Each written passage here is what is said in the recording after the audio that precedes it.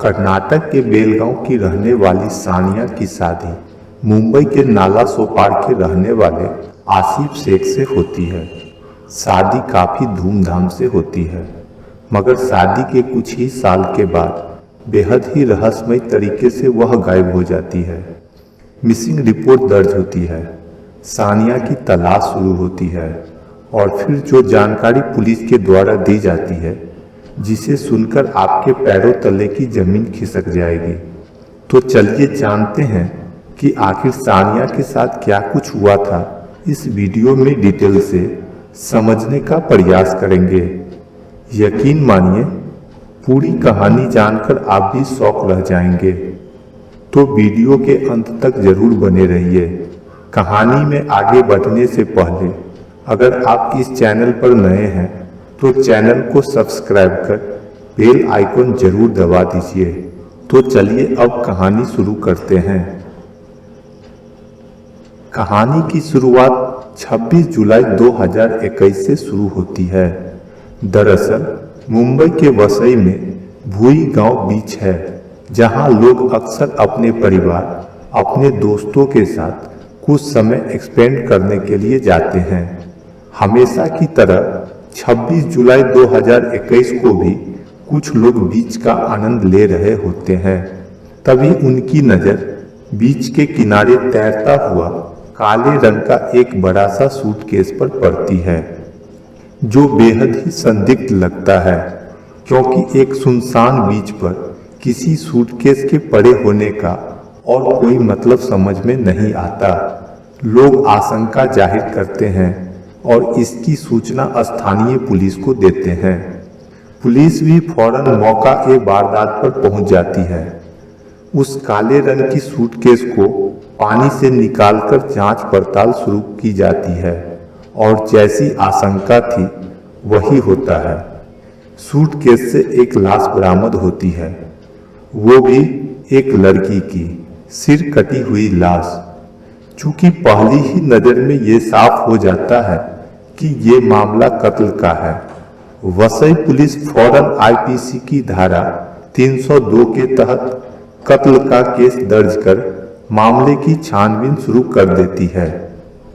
घटना स्थल पर सिर कटी हुई लाश के अलावा कोई सामान न मिलना, न लड़की की पर्स और न कोई बैग, पुलिस के लिए एक बड़ी चुनौती बन गई थी। लाख कोशिश के बावजूद और कई महीने गुजर जाने के बाद भी पुलिस के हाथ खाली ही रहते हैं। इस बीच पुलिस लाश, सूटकेस और लाश पर मौजूद कपड़े वगैरह की अलग अलग तस्वीरें उतारकर उसके पोस्टर बनाकर पूरे महाराष्ट्र में फैला देती है, ताकि कहीं से भी अगर कोई इन तस्वीरों को देखकर पुलिस से संपर्क करे तो तफ्तीश आगे बढ़ाई जा सके। लेकिन पुलिस की इन कोशिशों का भी कोई फायदा नहीं होता है। हार कर पुलिस लाश का पोस्टमार्टम करवाती है और उसके कुछ डीएनए सैंपल सुरक्षित रखकर मामले में कोई सुराग मिलने का इंतजार करने लगती है। इस तरह पूरे 1 साल गुजर जाते हैं, लेकिन पुलिस को इस लाश के सिलसिले में कहीं से कोई खबर नहीं मिलती। उधर मारी गई लड़की के घर वाले कर्नाटक के बेलगाम से करीब साल भर बाद अपनी बेटी को तलाशते हुए मुंबई पहुंचते हैं। असल में सानिया शेख नाम की उस लड़की की शादी मुंबई के ही नाला सोपारा के रहने वाले आसिफ शेख से हुई थी। सानिया के माता पिता का निधन बचपन में ही हो गया था, इसीलिए उसका पालन पोषण चाचा जावेद ने किया था, जो कर्नाटक के बेलगांव में रहते हैं। वो अपनी भतीजी सानिया की शादी भी अपने गांव से ही किया था। शादी के बाद सानिया अक्सर अपने घर वालों को फोन कर हाल समाचार लेती रहती थी, लेकिन कुछ महीने बीत जाने के बाद सानिया का फोन आना बंद हो गया। परिवार वाले सानिया को ये सोचकर फोन नहीं करते हैं कि सानिया अपने ससुराल में अपने परिवार के साथ व्यस्त है। इसी बीच सानिया की दादी का निधन हो जाता है और परिवार वाले सानिया से संपर्क करने की कोशिश करते हैं। 8 जुलाई 2021 को सानिया से उसके परिवार वाले से बात होती है, जिसे यह सूचना दी जाती है कि उसकी दादी का निधन हो गया है। सानिया यह सुनकर हैरान हो जाती है, पर मुंबई से कर्नाटक काफी दूर होने की वजह से वह अपने घर कर्नाटक नहीं पहुंच पाती है। परिवार वाले भी सानिया को घर आने से मना कर देते हैं। दादी के निधन का काम क्रिया समाप्त होने के बाद जब परिवार वाले सानिया से संपर्क करने की कोशिश करते हैं, तब सानिया का फोन बंद था। परिवार वाले कुछ दिनों तक सानिया से संपर्क करने की कोशिश करते, पर सानिया का फोन लगातार बंद ही आ रहा था। तभी सानिया के चाचा जावेद सानिया के पति आसिफ से संपर्क करने की कोशिश करते हैं, लेकिन आसिफ यह कहकर कॉल काट देता था कि यह रॉन्ग नंबर है। अब चाचा जावेद को कुछ समझ नहीं आ रहा था कि आखिर वो करे तो क्या करे। इधर कोविड महामारी के दौरान यात्रा करना भी कठिन था, इसीलिए परिवार वाले तुरंत मुंबई भी नहीं पहुंच सकते थे। सानिया का परिवार परेशान था, क्योंकि वो पिछले 1 साल से उससे बात नहीं कर पा रहे थे। इधर कोविड महामारी भी थोड़ा शांत हो गया था और लोग सुरक्षित यातायात कर सकते थे। आखिरकार सानिया के चाचा परिवार के अन्य सदस्य के साथ अगस्त महीने में नाला सोपार पहुंचते हैं, तो पता चलता है कि आसिफ और उसके परिवार ने संपत्ति बेच दी है और कहीं और शिफ्ट हो गए हैं। यह देख परिवार वाले हैरान हो जाते हैं और सोचते हैं कि आखिर आसिफ के परिवार वाले अपना संपत्ति बेच दी है, तो इसकी सूचना मुझे क्यों नहीं दी? अगर सूचना नहीं भी दी तो आसिफ मुझसे बात क्यों नहीं कर रहा है? सानिया के परिवार वाले को आशंका होती है और वे मुंबई के ओचोले पुलिस स्टेशन जाते हैं और वे थाने में शिकायत करते हैं। पुलिस ने भी आसिफ का नंबर डायल किया, लेकिन उसने कोई जवाब नहीं दिया। पुलिस चाचा जावेद से कोई अल्टरनेट नंबर देने को कहती है। जावेद भी अपनी फोन बुक खंगालते हैं और आसिफ की मां का नंबर निकालते हैं और नंबर डायल करते हैं। सौभाग्य से आसिफ की मां फोन उठा लेती है। आसिफ की मां ने बताया कि परिवार ने नाला सोपार की संपत्ति बेच दी है और वो पूरा परिवार मुंबरा में शिफ्ट हो गई है। उन्होंने अपने नए घर के पास एक मैरिज हॉल के बारे में बताया। सानिया के चाचा और परिवार के अन्य लोगों को यह जानकर थोड़ा जान में जान आया और नए घर की ओर चल दिए। सभी सानिया के ससुराल पहुंचते हैं। उन्हें चाय और नाश्ता के लिए पूछा जाता है। जावेद घर में काफी देर तक बैठते हैं। उन्हें अपनी नतनी यानी सानिया की बेटी अमायरा तो दिखती है, पर सानिया कहीं नजर नहीं आती है। उन्होंने जब अपनी बेटी सानिया के बारे में पूछा तो ससुराल वालों ने बताया कि सानिया अपने बॉयफ्रेंड के साथ भाग गई और पिछले 1 साल से उसका कोई पता नहीं चल रहा है। जावेद यह सुनकर हक्का बक्का रह गए। जावेद ने जब पूछा कि आपने मुझे अभी तक इसकी सूचना क्यों नहीं दी, तो ससुराल वाले इधर उधर की बातें करने लगे। पुलिस में कोई मिसिंग कंप्लेन करने की बात पूछी, तब भी ससुराल वालों इधर उधर की बातें करता रहा। जावेद को कुछ अच्छा नहीं लग रहा था। वो मुंबरा पुलिस स्टेशन जाते और पुलिस को सारी बात बताकर एफआईआर दर्ज करने की बात करते हैं, लेकिन पुलिस एफआईआर दर्ज नहीं करती है और उन्हें नाला सोपार के ओचोले पुलिस स्टेशन जाने का सुझाव देती है। पुलिस ने उन्हें 29 अगस्त को ओचोले पुलिस स्टेशन में गुमशुदगी की शिकायत दर्ज करवाने में पूरी मदद की। पुलिस शिकायत दर्ज करते ही जांच पड़ताल शुरू करती है।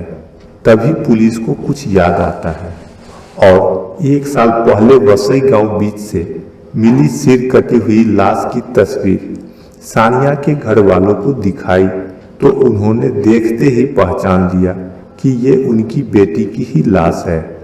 घर वालों ने लाश के साथ मिले कपड़ों वगैरह की भी पहचान कर ली। इसके बाद वसई पुलिस ने उसके पति और ससुराल वालों को सबकी पहचान करने के लिए बुलाया तो उन्होंने लाश को पहचानने से ही इनकार कर दिया।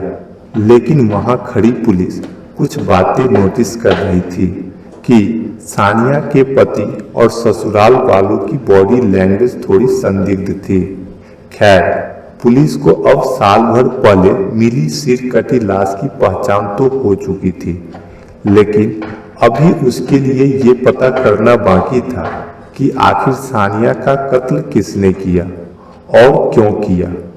लिहाजा पुलिस ने उसके घर वालों की शिकायत पर सबसे पहले सानिया के ससुराल वालों को ही पूछताछ के लिए बुलाया। ससुराल वालों ने पुलिस के पास भी सानिया के घर से भाग जाने की वही कहानी दोहराई और कत्ल पर हैरानी जताने लगे। लेकिन अब सानिया के घर वालों के साथ साथ पुलिस को भी लगने लगा था कि हो न हो इस कत्ल में सानिया के ससुराल वालों का ही हाथ है। लेकिन पुलिस ने किसी को भी गिरफ्तार नहीं किया और गिरफ्तार करने से पहले मामले की पूरी तरह तस्दीक कर लेना ठीक समझा। पुलिस ने सानिया के पति आसिफ और उनकी नन्ही सी बेटी अमायरा से डीएनए सैंपल कलेक्ट कर लिए। सानिया की लाश में उसका डीएनए सैंपल पहले से ही लिया जा चुका था। जब इन सैंपलों की रिपोर्ट आई तो ये साफ हो गया कि वसई के बीच पर मिली वो सिर कटी लाश सानिया की ही है। अब ये साफ हो चुका था कि सानिया का साल भर पहले ही कत्ल किया जा चुका था, लेकिन कातिल को पकड़ना अभी बाकी था। पुलिस ने एक बार फिर सानिया के पति को पूछताछ के लिए बुलाया। उसने पहले तो पुलिस को तमाम झूठी सच्ची कहानी सुनाई, लेकिन फिर जैसे ही पुलिस ने उसे सख्ती की तो आखिरकार वो टूट गया। उसने मान लिया कि उसी ने अपने घर वालों के साथ मिलकर अपनी बीवी सानिया की जान ली थी और उसकी सिर कटी लाश वसई भुई गांव बीच पर फेंक आया था। जबकि लाश की पहचान न हो इसीलिए उसका सिर उन्होंने खानी वाड़ी की खाड़ी में फेंक आया था। लेकिन सबसे बड़ा सवाल यह था कि आखिर एक परिवार ने इतनी बेरहमी के साथ अपनी बहू की जान क्यों ले ली और साल भर तक ये राज बाहर क्यों नहीं आया। तो जब तफ्तीश में इन सारे सवालों के जवाब सामने आए तो हर कोई हैरान रह गया। असल में एक बच्ची को गोद देने के लिए ये पूरी खूनी साजिश रची गई थी। दरअसल आसिफ के घर वाले आसिफ और सानिया की बेटी अमायरा को किसी और को गोद देना चाहते थे। वो कोई और नहीं बल्कि आसिफ की बहन यानी सानिया की ननद थी, जिसकी शादी को कई साल हो चुके थे, लेकिन उन्हें कोई बच्चा नहीं हो रहा था। ऐसे में जब आसिफ और सानिया के घर में अमायरा ने जन्म लिया तो घर वालों ने तय किया कि वो इस छोटी सी बच्ची अमायरा को अपनी बेटी को गोद दे देंगे और उनकी बेटी ही बच्ची की परवरिश करेगी। लेकिन किसी भी दूसरी माँ की तरह सानिया के लिए ये फैसला करना इतना आसान नहीं था। उसने अपनी बेटी अमायरा को खुद से अलग करने से साफ मना कर दिया और बस यही वो बात थी जिसने पूरे ससुराल को सानिया का दुश्मन बना दिया। अब सानिया पर जुल्मों सितम की शुरुआत हो गई और फिर एक दिन वो भी आया जब उसका कत्ल कर दिया गया। आसिफ और उसके घर वालों ने सानिया का कत्ल पूरी प्लानिंग के साथ किया। कत्ल के लिए उन्होंने 21 जुलाई 2021 बकरीद का दिन चुना। बकरीद के बहाने उन्होंने सबसे पहले सानिया की बेटी अमायरा को सानिया से अलग कर उसकी बुआ यानी आसिफ की बहन के घर भेज दिया, जिसे वो अमायरा को गोद देना चाह रहे थे। इसके बाद तय प्लानिंग के मुताबिक आसिफ, उसके पिता हनीफ और आसिफ के भाई यासीन ने मिलकर पहले सानिया के हाथ पैर बांध दिए। फिर उसने सानिया को पानी के एक टब में डाल दिया और डूबने से उसकी जान चली गई। इसके बाद सबूत मिटाने के लिए आसिफ और उसके पिता हनीफ ने खुद अपने हाथों से सानिया का सिर काटकर धड़ से अलग कर दिया। फिर सिर और धड़ को अलग अलग जगह फेंकने की प्लानिंग की।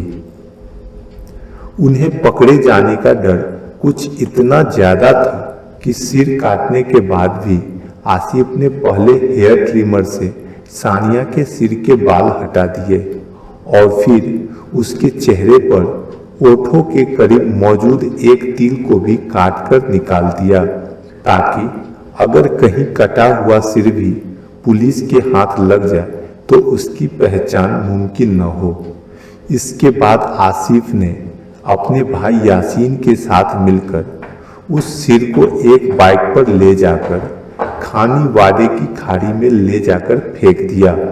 फिर धड़ को निपटाने के लिए आसिफ ने अपने कैब ड्राइवर बहनोई यूसुफ को घर से बुलाकर लाया और फिर धड़ को एक बड़े से सूटकेस में पैक कर वसई भुईगांव बीच ले जाकर फेंक दिया। इस कत्ल की साजिश को छुपाने के खातिर ही वो लोग चुपचाप नाला सोपाड़ा वाला मकान बेचकर वहां से चले गए थे।